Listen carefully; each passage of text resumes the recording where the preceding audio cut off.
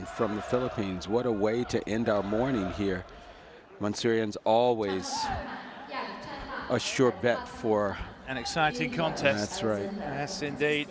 And once again, it's a repeat of the World Championship final from Jakarta. Mansourian, a two-weight world champion, don't forget. She won gold in the 65-kilogram class back in 2013. A lot lighter now, which means that she's faster as well. But straight away, Basiadan. Oh, beautiful What kick a to the kick. face. Using those long legs to her advantage. That was a push kick to the face, son. Incredible dexterity from Mansourian. Basiadan certainly took the fight to her straight away, straight off the bat.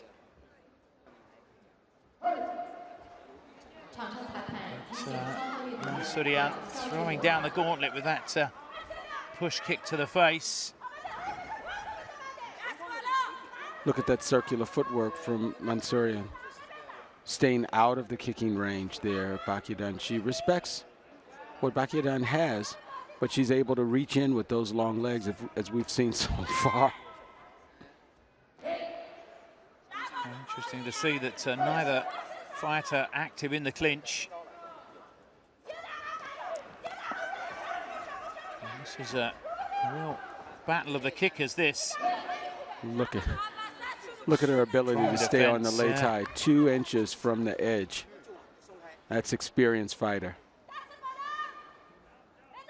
Ready to pounce, bouncing up and down. Well, here comes the attack. This time doesn't result. She is ahead here. Beautiful push kick again. Minute. All in the timing as well, times it perfectly. As the Filipino fighter attacked. Basiadan got a good roundhouse kick there to the torso. Still plenty of time to turn this around. Another kick from the Filipino. Mansourian is masterful at what looks like creating space so that the fighter's not able to get into range, but what she actually is doing is creating her own kicking distance because she has those long legs. That's why those push kicks have been so effective.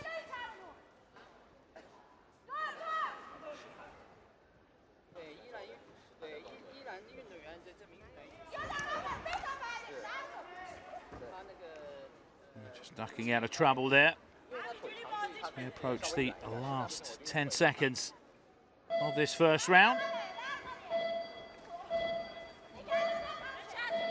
Mansourian in control. Not quite as comfortable as she perhaps would have hoped, but she has taken that first round. Sure. Reigning world champion. As we look at the highlights, Simon, when they come up, one of the things we'll realize is that Mansourian's fantastic about drawing her opponent to her. She's using circular footwork, but always outside of the opponent's striking range, but she creates space for herself. Look. Each time she has long legs, she created the space to use her legs. What's fascinating is if you look at the Vietnamese fighters and the muscle definition they have in their thighs and compare it to Mansourian, doesn't look to have too much meat on her bones, but as you explained on day one, it can be about speed and precision just as much as power. Almost lifted her opponent off the lei tai with both of those kicks. She has great strength and anchoring in her standing legs, so she's able to generate power from the ground. It's actually one of the hallmarks of good Wushu, but she's able to really get the power from the ground.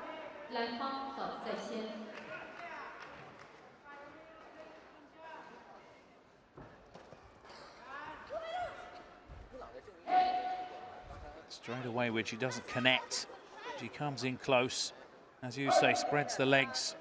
It's a lower center of gravity to avoid being upended.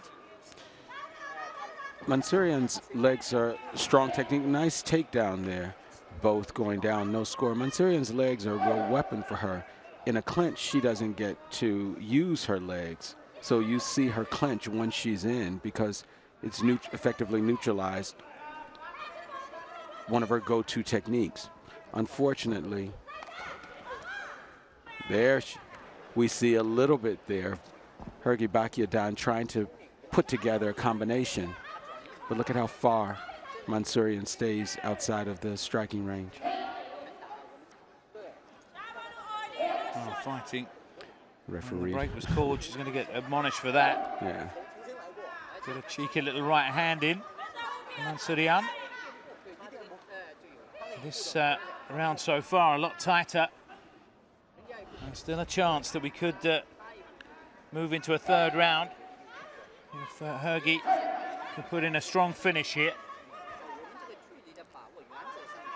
She definitely has utilized a strategy that kept her much closer. And that's nice, a huge right that's hand.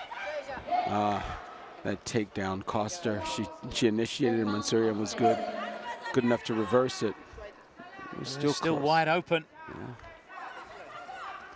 And there's another right hand. Oh, this is interesting. Two of the judges moving this round. We might get that. To the what Philippines. A great, beautiful right hand down. Oh, wow, what a turnaround. How about that for knocking her opponent down with that right? Caught off balance. And how will Mansourian react to that? Comes in with a kick. Hergy has figured out how to block that kick and get in some punches. And get in some punches. Look at that. What a turnaround there. On shaky legs now, Mansourian. And a second forcible count. There's some bounce in the step of Hergy Bakiedan. Now she just needs to tie things up here and take this into a third round. And the round's over.